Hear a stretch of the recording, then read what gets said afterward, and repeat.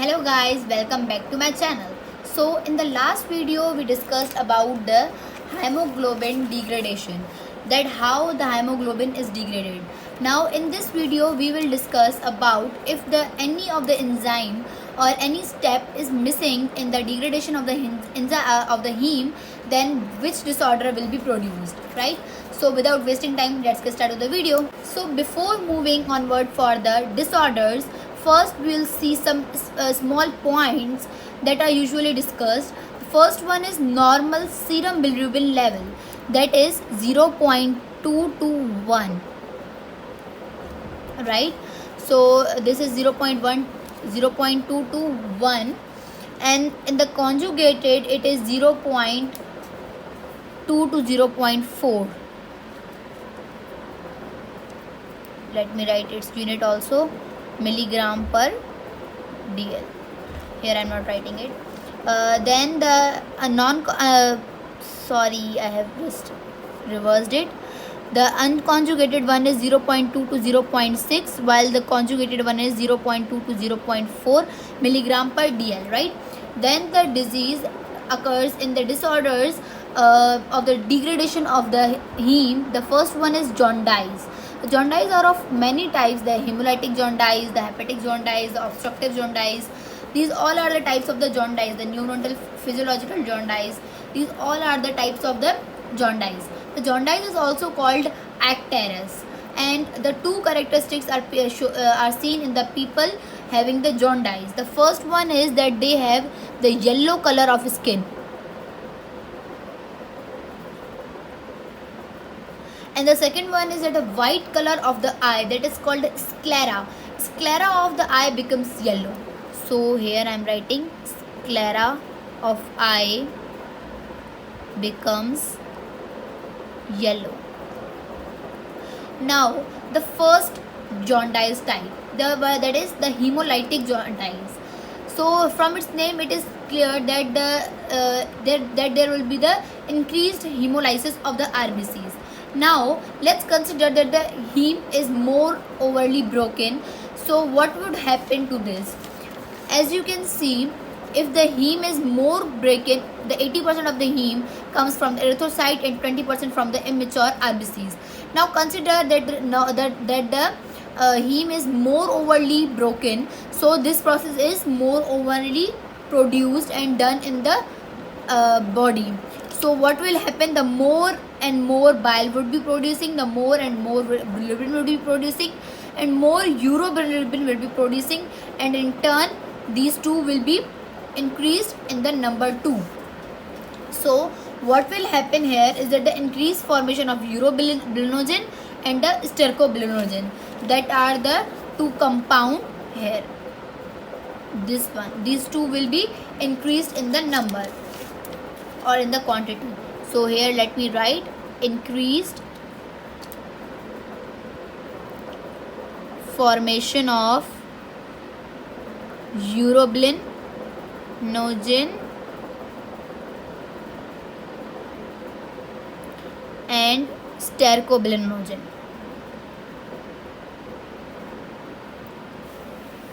Now the next thing about this is to remember that in this the elevation of the unconjugating bilirubin occurs.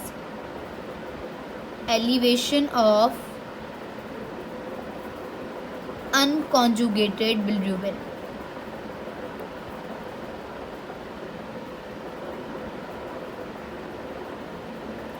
Now why the unconjugated one? Now just consider that the more and more heme is destructed, then the biliverdin is converted, and then the bilirubin. So now then to convert the bilirubin which is non-conjugated into the conjugated one, we need the albumin that is present in the blood. The albumin level is not that much high in the blood, so the bilirubin not more overly is converted into the bilirubin which is conjugated. So the unconjugated bilirubin is produced, and let me mark this thing, unconjugated one, because this would create a difference in the three of the types of the jaundice, right? Then the next thing about is that the dark color of the stool, dark color of stool, because of increased amount of the stercobilinogen. Stercobilinogen is basically red, a brown color in pigment, and it is excreted as the feces, right? So this would be increased in number, so the stool would be dark in color. Then the next thing is the next disease is the hepatic jaundice. Like from its name, it is clear that it would occur due to the destruction or and some problem in the hepatic or the liver. So it is because of the dysfunction of the liver. The causes can be viral infection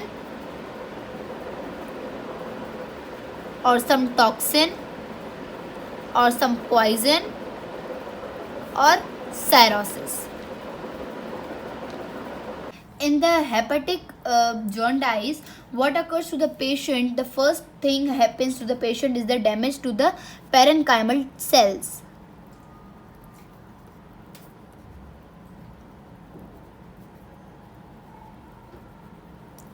Then the second thing what happens is that the person feels nausea, anorexia. Nausea is the feeling to vomit. Anorexia is loss of appetite, right? Then the increased conjugated and unconjugated bilirubin. Again, it is a point to note.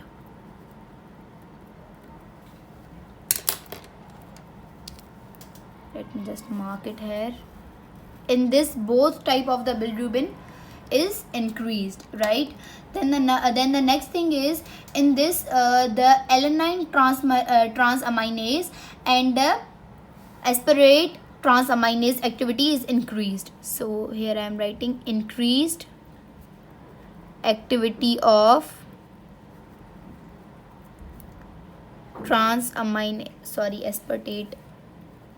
aspartate transaminase and alanine transaminase.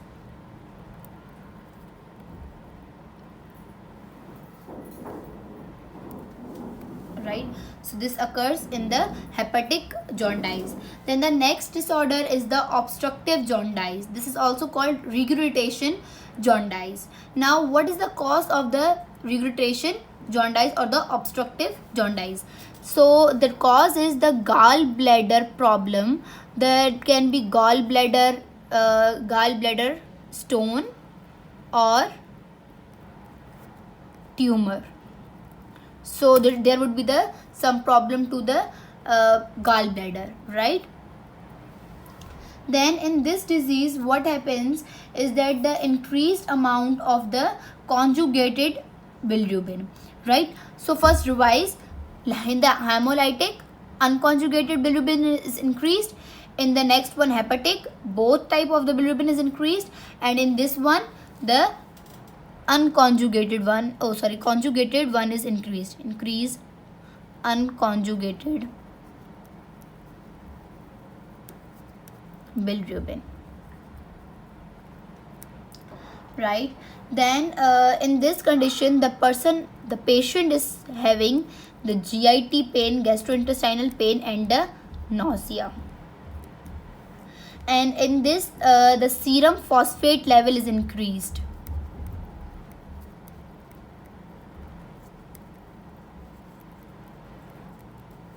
Right, now the fourth one is neonatal physiological jaundice. This occurs in the child, the infants mostly, and in this condition the infant are dead within the 2 years of the birth. So first here I am writing, and in this condition basically what happens is that the activity of the UDP, glucuronide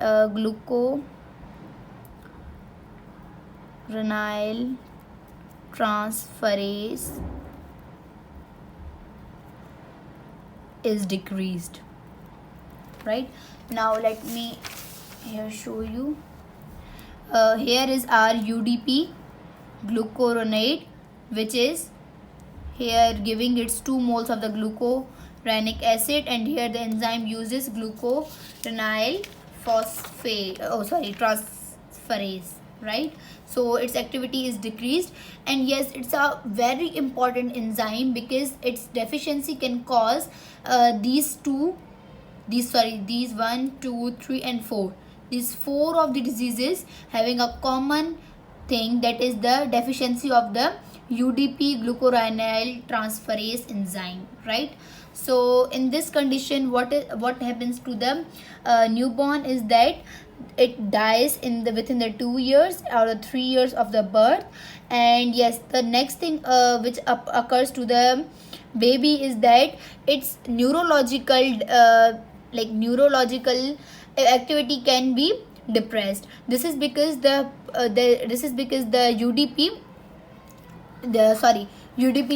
bilirubin is not converted into the conjugated form, so it is lipophilic, so it can cross through the cell membranes, and as it can cross through the cell membrane, so it can also cross the brain barrier and it can enter into the brain, so it causes the damage to the brain neurons, so causing the harm to the brain. So here what occurs is the hyperbilirubemia toxic encephalopathy.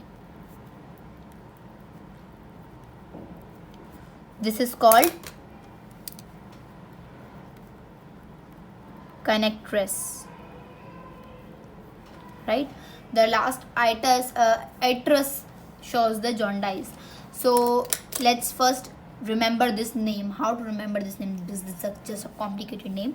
So hyperbilirubin, this means that the hyperbilirubin, it means the bilirubin is increased in the blood, and it has a toxic effect on the encephalopathy. Encephalo means brain, so it causes harm to the brain, so it is called the encephalopathy, hyperbilirubinic toxic encephalopathy, right?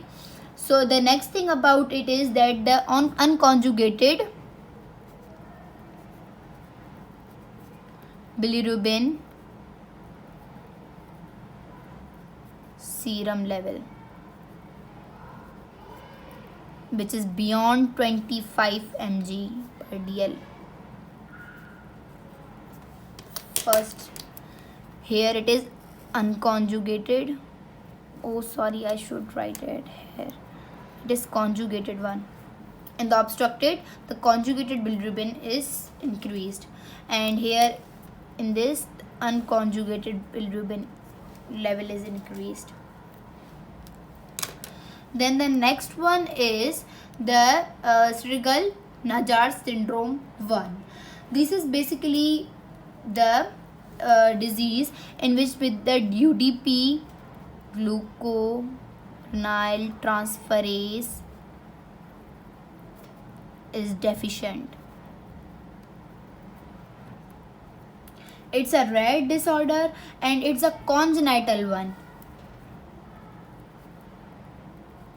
These both are congenital one. These are just types of there's just one difference in between these both. I'll let you clear that difference too. So in this disease, what happens, that defect in the glucuronyl transferase enzyme, and the baby dies in 2 years of birth. It's a congenital hemolytic jaundice.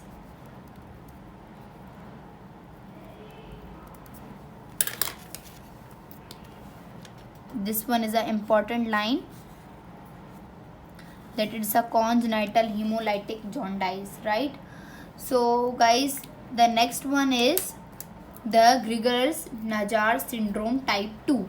In this condition, the UDP glucuronyl transferase is absent, but for the second glucuronic acid. Here I told you that 2 moles of the glucuronic acid are transferred to the bilirubin and converted into the bilirubin diglucuronic acid, right? Glucuronide, you can call it.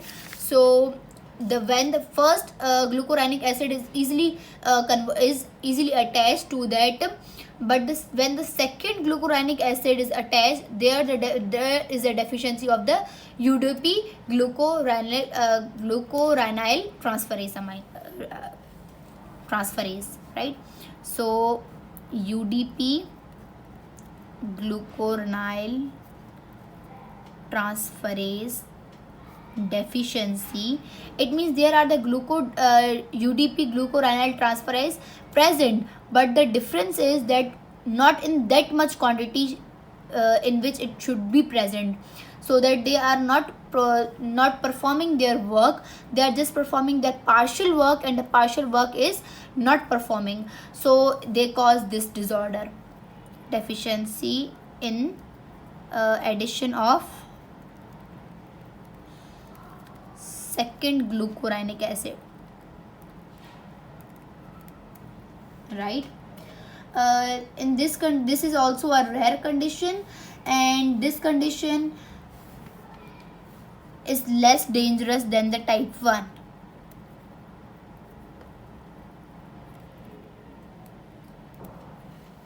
This one is more harmful condition, because you can see that there is the UDP glucuronyl transfer absent for both of these, and in this just for the one, right? So this one is the less dangerous condition, and in this condition the serum bilirubin